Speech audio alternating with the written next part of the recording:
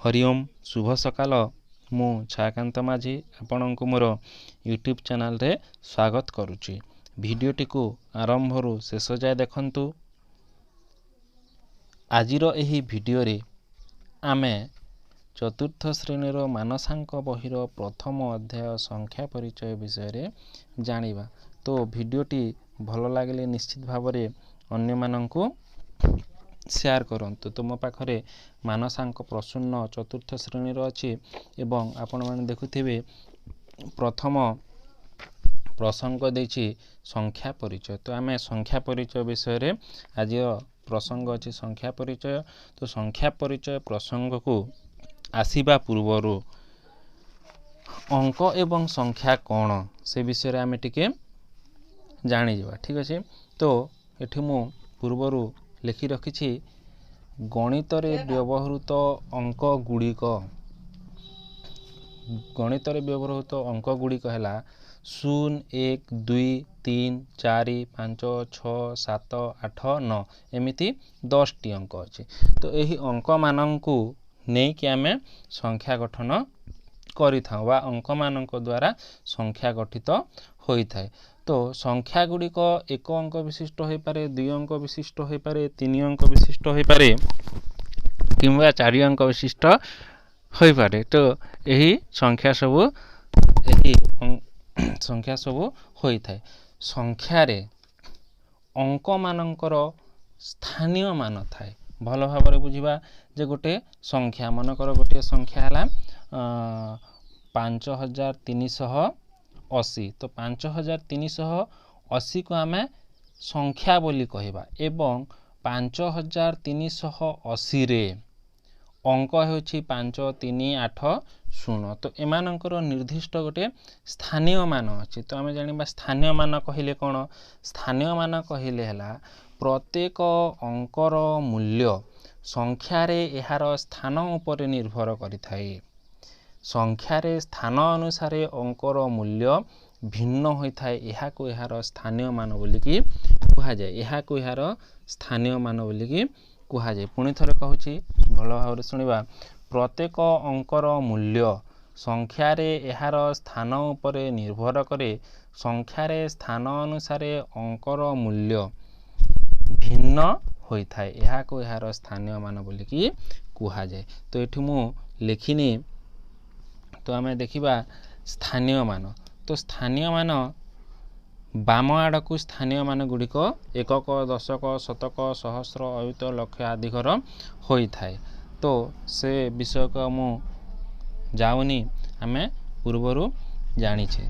तो एबे आमे देखिबा एही अंक माननकु नै कि संख्या गठन। एही अंक माननकु नै कि आमे अनेक गुडाए संख्या गठन करि परिबा। ताहा 2 अंक हो पारे, 3 अंक हो पारे, 4 अंक हो पारे, 5 अंक हो पारे, एमिति आमे सब संख्या गठन करिबा। तो चतुर्थ श्रेणी रे जेहेतु हमको सहस्र पर्यंत देछि तेणु मु एठारे दुईटी संख्या नेछि। गोटी हैला 4 अंक विशिष्ट क्षुद्रतम संख्या, आ गोटे हैला 4 अंक विशिष्ट बृहत्तम संख्या। तो 4 अंक विशिष्ट क्षुद्रतम संख्या हैला 1000, जहा को आमे कोन 1000 बोली कि पढ़िबा। ठीक सही परि 4 अंक विशिष्ट बृहत्तम संख्या हैला 9919। 9919। तो एबे आमे एही संख्या को नै कि आमे केतोटी प्रश्नर उत्तर आमे करिबा। जेमिति कि एठी अछि 4 अंक विशिष्ट केतोटी संख्या अछि। गोटे प्रश्न अछि 4 अंक विशिष्ट केतोटी संख्या अछि। 4 अंक विशिष्ट केतोटी संख्या अछि। तो एही 4 अंक विशिष्ट केतोटी संख्या अछि एहा को बुझाइबा पूर्वरु मु गोटे छोटिया प्रश्न को जीवी। प्रश्नटी हैला 2 अंक विशिष्ट केतोटी संख्या अछि। 2 अंक विशिष्ट केतोटी संख्या अछि आमे निश्चित भाव रे जानिथिबा जे 2 अंक विशिष्ट 90 टी संख्या अछि। जेमिति कि आम 90टी केमिति आम 90टी बाहर करवा 2 अंक विशिष्ट आमको एठी को प्रश्न भल भाव बुझीबार अच्छी 2 अंक विशिष्ट केतोटी संख्या अच्छी जेहेतु आमको 2 अंक विशिष्ट कहुई गोटे 9 लिखिदेवा एवं 2 अंक कही जे 2 अंक कही आम गोटे 0 बसवा ठीक से ही 3 अंक विशिष्ट केतोटी संख्या अच्छी कहले आम कौन कहवा जे गोटे 9 लिखिकी आमको 3 अंक कहुई 3 अंक कहुई आम 2टी 0 बसवा 9 पर ठीक से ही आमको 4 अंक ये आमको प्रश्न दिखाई 4 अंक विशिष्ट केतोटी संख्या थी तो 4 अंक विशिष्ट केतोटी संख्या अच्छी आम गोटे 9 लिखिकी आमको केते अंक कहुई 4 अंक कहुई तो 4 अंक कहुई आम 3टी 0 बसवा ठीक से ही 5 अंक कही 5 अंक विशिष्ट केतोटी संख्या अच्छी 5 अंक विशिष्ट केतोटी संख्या अच्छी आम जानापी गोटे 0 लिखिकी आम गोटे 9 लिखिकी आम कौन करवा 5 अंक कहुई 5 अंक कहुई आमको जेहेतु से तेणु आम कौन करवा 4टी 0 बसवा तो 4 अंक विशिष्ट 9000टी संख्या अच्छी एवं 5 अंक विशिष्ट 90000टी संख्या अच्छी ठीक से ही आ गोटे प्रश्न अच्छी प्रश्नटी है 4 निकटवर्ती 2टी संख्यार जोगफल केते 4 निकटवर्ती 2टी संख्यार जोगफल केते तो यह जानिबा पई मु कोन करिछि एठी गोटे लिखि रखिछि बा यहा को आमे सूत्र मध्य कहि परिबा कोनोसी संख्यार निकटवर्ती 2टी संख्यार जोगफल कहिले 2 गुणन करिबा भल भाबरे बुझिबे कोनोसी संख्यार निकटवर्ती 2टी संख्यार जोगफल कहिले 2 गुणन करिबा अर्थात आम प्रश्न को पुणी आसीबा 4 निकटवर्ती 2टी संख्यार जोगफल केते कुहाइछि तो एठी आमे कोन करिबा 4 2टी निकटवर्ती संख्यार जोगफल 4 रो 2टी निकटवर्ती संख्या 4 रो 2टी निकटवर्ती संख्या हला गोटे हला 3 आ गोटे हला 5 तो 3 आ 5 को मिसिले 8 पाइबा केते पाइबा 8 पाइबा तो मु एठी कहिली जे आमे कोनोसी संख्यार 2टी कोनोसी संख्यार निकटवर्ती 2टी संख्यार जोगफल कहिले 2 गुणन करबा तो एठी प्रश्न रे हमको कुहाइछि 4 रो निकटवर्ती 2टी संख्यार जोगफल अर्थात आमे कोन करबा 4 रे 2 गुणन करबा 4 रे 2 गुणन करे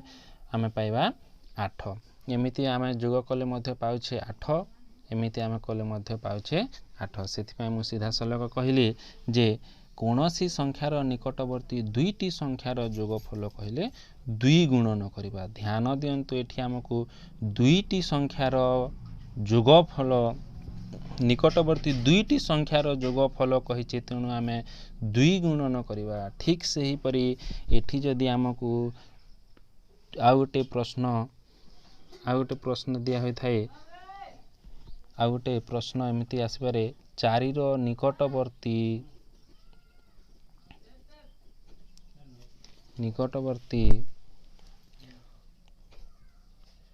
4टी संख्यार जोगफल केते एठी देखो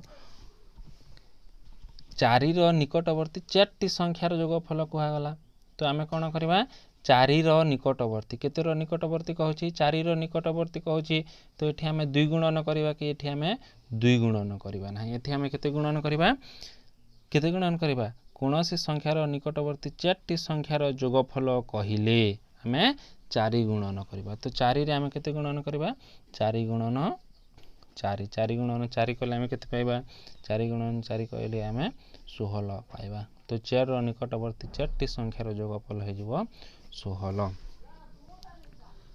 केते हे जिवो 16 हे जिवो ठीक से ही परे 6टी कहिले हमें 6 गुणन करबा 8टी कहिले हमें 8 गुणन करबा एठी ध्यान दियंतु केवल यह जुग्म संख्या पाई उपयोगी होई पारिबो यह केवल जुग्म संख्या पाई प्रयोज्य होई पारिबो ठीक अछि तो एबे हमें आस देखिबा मानसांक बहिर 9 नंबर प्रश्न 9 नंबर रे अछि